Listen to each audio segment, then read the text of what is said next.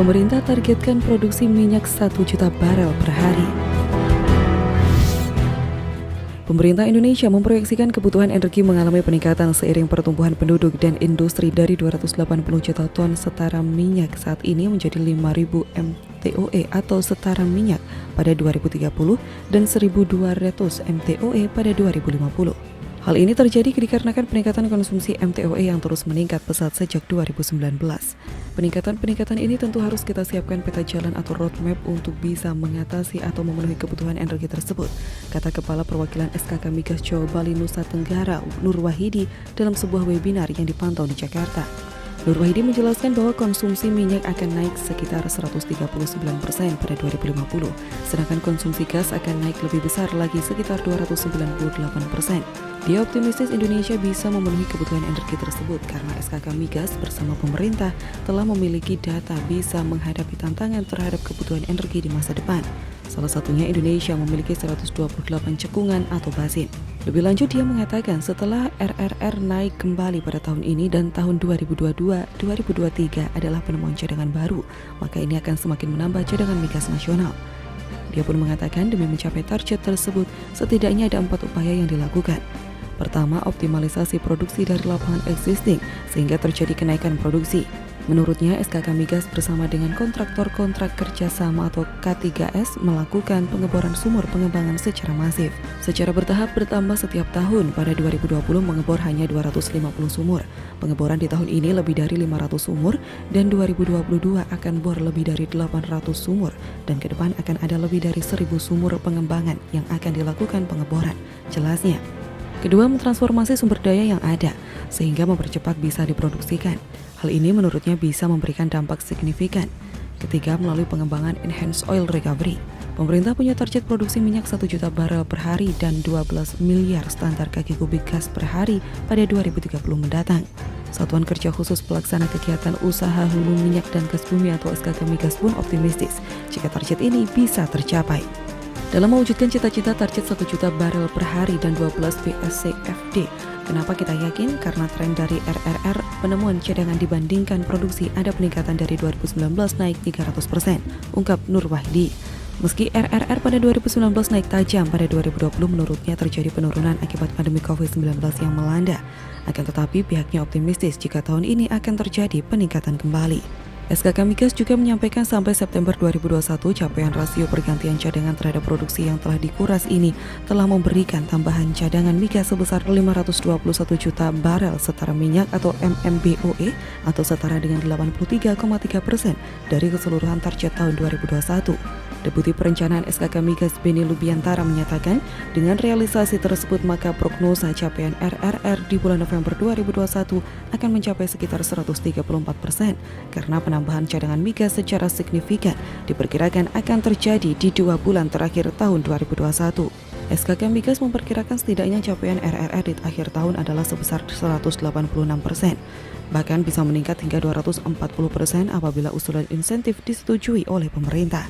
Salah satu strategi peningkatan produksi migas yakni upaya mempercepat resource to production atau R2P dan keberhasilan pembahasan POD tidak hanya berdampak pada capaian RRR tetapi juga langkah penting untuk upaya mencapai target produksi 1 juta barel per hari minyak dan gas 12 BSCFD gas pada 2030. Jokowi tak omong kosong, mega proyek Trans Papua sisa 16 km lagi. Kalau bicara soal pembangunan di Papua, maka hanya ada satu nama yang pantas disebut, yaitu Presiden Jokowi. Dari semua presiden di negara ini, Jokowi yang paling gencar membangun Papua agar dapat mengejar ketertinggalan dari pulau lain.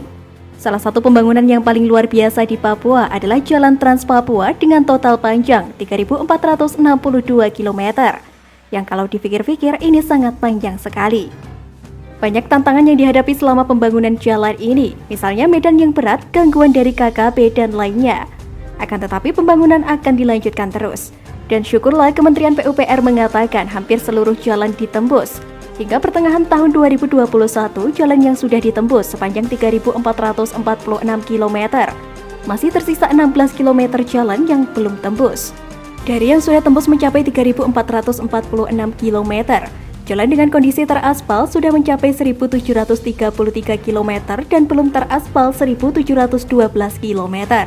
Pembangunan infrastruktur di Papua dan Papua Barat bertujuan untuk menekan angka kemiskinan, mengurangi indeks kelemahan, dan mendukung pemerataan pembangunan infrastruktur. Adanya Jalan Trans Papua diharapkan membuka keterisolasian wilayah dan meningkatkan konektivitas. Selain itu, Kementerian PUPR juga membangun jalan perbatasan di Papua dengan total panjang 1.098 km.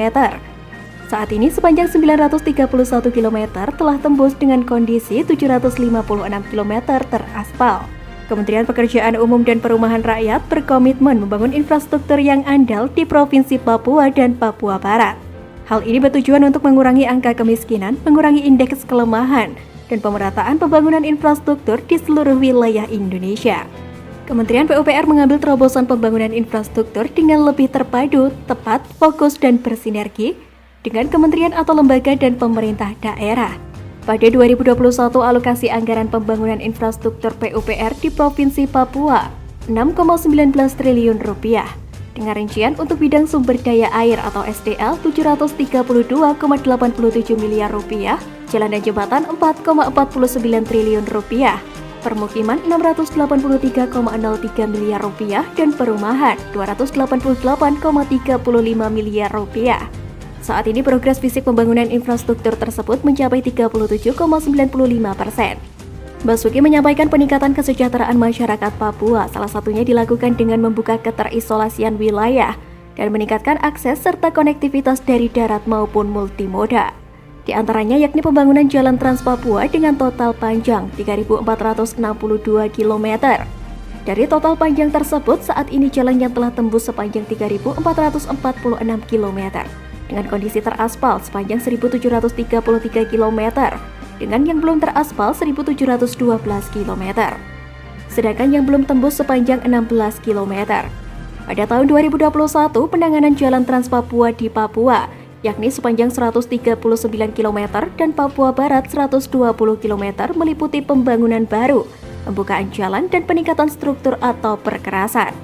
Selain itu, Kementerian PUPR telah membangun jalan perbatasan di Papua dengan total panjang 1.098 km, di mana yang telah tembus 931 km dengan kondisi teraspal sepanjang 756 km. Sungguh luar biasa sekali, bukan hanya Jalan Trans Papua saja, masih banyak lagi pembangunan di Papua. Tidak cukup saya sebut di sini satu persatu. Tapi melihat Jalan Trans Papua ini, rasanya baru kali ini Papua seolah memiliki seorang presiden. Presiden yang lalu entah ngapain saja.